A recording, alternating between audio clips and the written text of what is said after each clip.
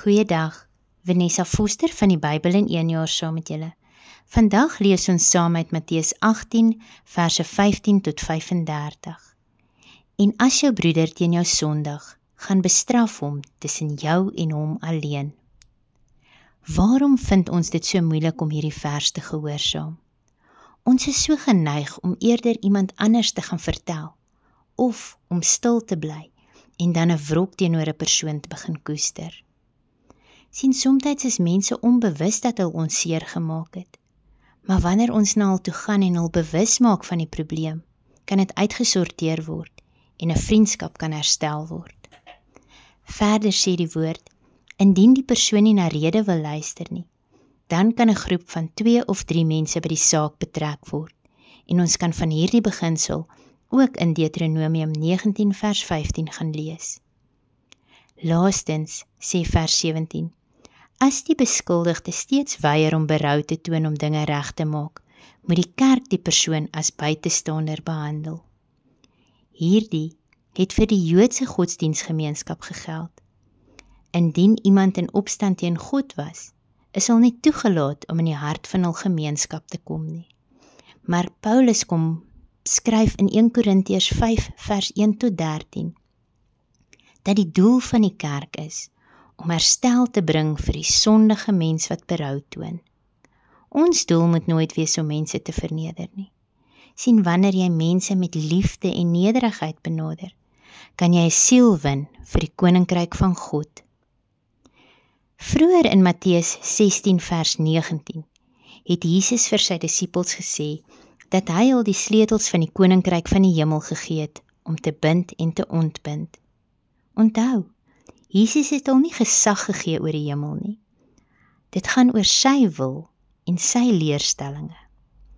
Ons sien in hierdie konteks, lyk dit of Jesus sê dat die hemel hul besluite sal bevestig om mense die gemeenskap in te sluit of te verwyder. Wanneer die proses in nederigheid en volgens die woord van God geskied, is dit bindend in God se oë.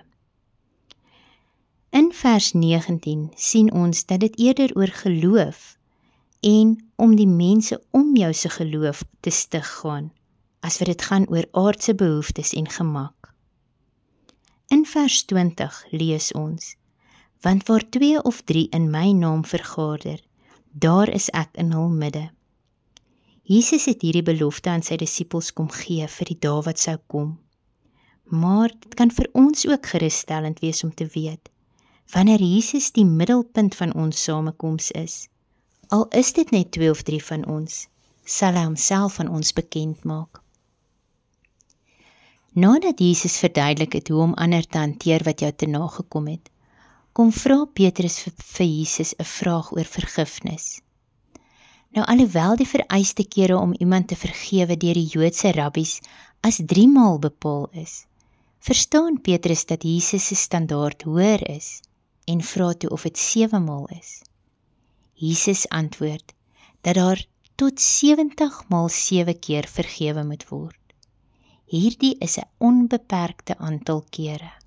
Sien, wanneer ons verander word deur die vernuwing van ons denke, sal ons nooit ophou om te vergewe nie. Jesus verduidelik dan vergifnis in vers 23 tot 34 met die gelykenis van die dienskneg wat vrygeskeld is van sy skuld en nie dieselfde genade kon toon as wat aan hom getoon is nie. Nou ons kan uit hierdie gelykenis sien dat God die lankmoedige koning is wat geduld toon teenoor elke mens. Deur Christus het God ons kom vergewe vir ons onbetaalbare sondeskuld.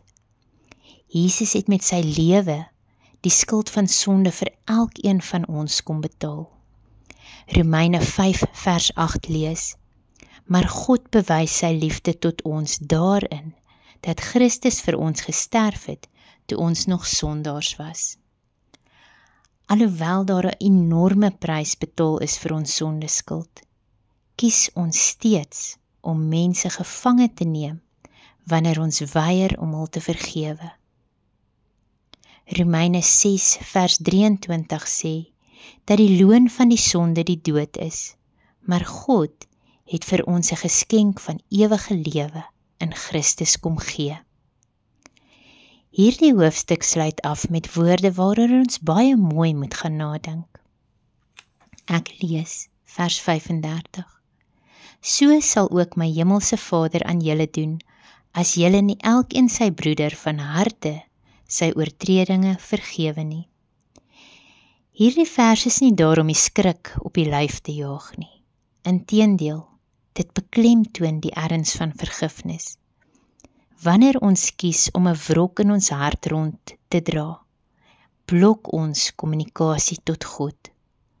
Ons sukkel om daarna te streef om heilig te lewe, en op die einde koester ons bitterheid.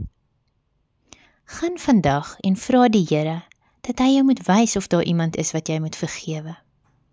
En al vind jy dit hoe moeilik, kies om vry te spreek en ontvang die versoening wat God in Christus vir jou bewerk het. Mag jy 'n geseënde dag verder hê. Tot volgende keer. Totsiens.